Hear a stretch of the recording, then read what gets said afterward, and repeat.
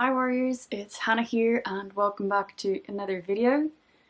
Today from Stroud I'm going to show you what I eat in a day with a bit of running commentary because I often get questions about comparing your food intake to what other people eat, and really I think this is something that I struggle with a lot and something that you really need to let go of. So without further ado, let's get to the video. In the meantime, be sure to like, subscribe, and leave any of your comments and questions below.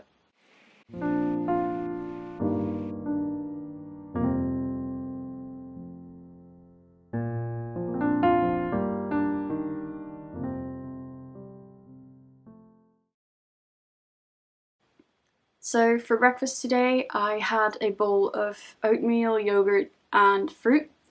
So in my oatmeal, I had soy milk, chocolate protein powder, and some blackstrap molasses, which I only bought a few days ago, which I'm going to try to incorporate a little bit more because it has a lot of iron, and I'm quite low on iron. I also had some of Tesco's own brand soy yogurt, which I really like. I had different kinds of fruits and berries, and then different nuts and seeds and nut butter that I all just piled up on top in the usual Hannah fashion. So that was my breakfast. I also had a cup of tea, and then I went and did some yoga, and then after yoga, which I did with Tom's mum, she asked if I fancied going out for lunch at Star Anise, and obviously I fancied going out to Star Anise, so we went to Star Anise. Hi, could I get 3 pastas vegan and 1 hot chocolate without sugar? I ordered a pasta dish with pine nuts and different vegetables and some kind of dressing or sauce made out of olive oil. It was really tasty, and after I finished my plate of food, I also finished off hers because it was too much. Oh yeah, and before arriving at the restaurant at around 1, I also had some oat cookies in the car, which is basically just some butter, some oats, some peanut butter, and some mashed up banana. Yum.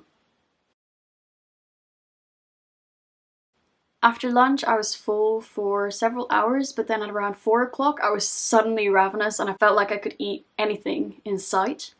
So I had a bowl of yogurt with a golden kiwi and, well, I guess you can see it on the screen, and lots of almond butter. I also had a raw date and nut bar from the freezer. Tom's mom makes them with coconut butter, dates, prunes, cashews, cacao powder, and probably some other stuff. I'm not quite sure, but they're so delicious. I also had a glass of milk, and I thought that would keep me going until we were supposed to have dinner at 7.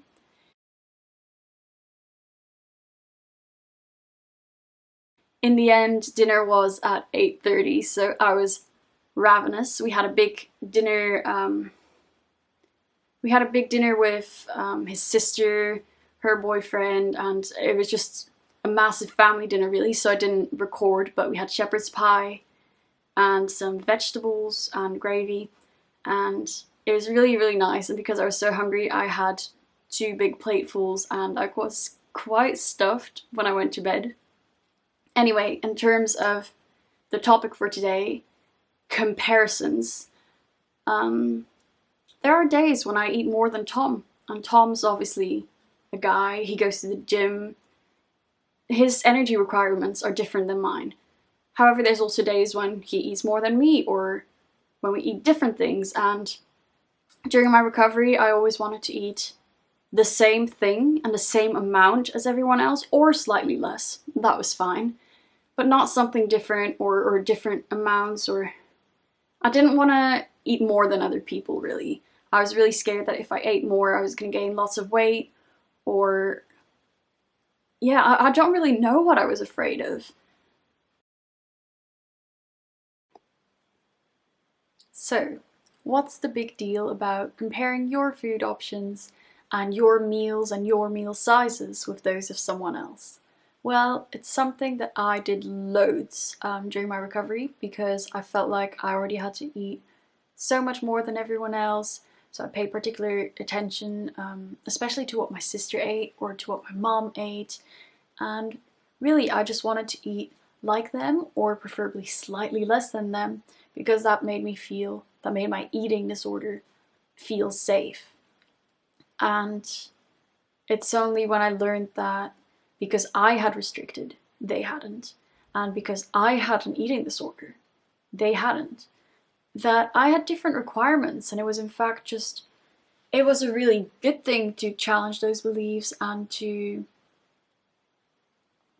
eat more and to actively eat more than them when I wanted to, but also to allow myself to eat less if I didn't have those strong cravings. And this is something that came later in my recovery and something that was a more recent thing for me, because once I learned that I was allowed to eat more than others, I felt like I had to eat as much as they did or more. But honestly, once you get off a meal plan, once you start to trust your intuition, you might realize, like me yesterday, that sometimes you'll crave more snacks. So in the afternoon I was really hungry and I had lots of snacks, and that's alright. Nobody else did from as far as I knew, but I did because I was hungry and I wanted that and my body was asking for it.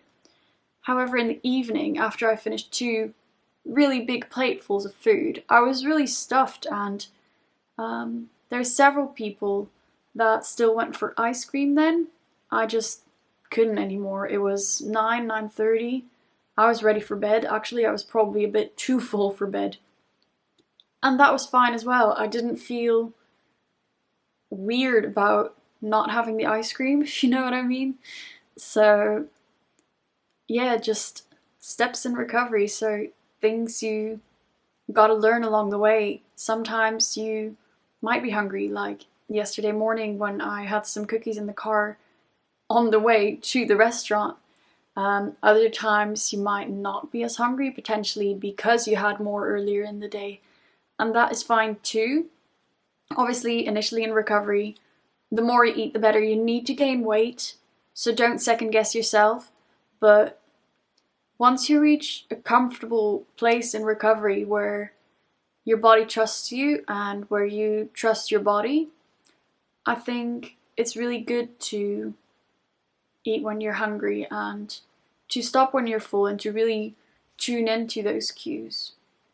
Anyway, in order to, as I mentioned before, in order to stop competing with others, stop comparing myself to others, I had to remind myself that I'm on a different journey than them. And that is okay. So even if I eat more than my sister, or even if I eat more than my boyfriend on some days, even if on those days they might have exercised and I might not have, that's fine. That's perfectly fine as long as I'm listening to my body and giving it what it needs. My second tip is to keep your goal in mind and to tell yourself why you're doing this. So for me, I would tell myself that I had to eat more because I wanted food freedom. I wanted to get rid of the eating disorder. I wanted to gain weight. I wanted my family to stop worrying about me.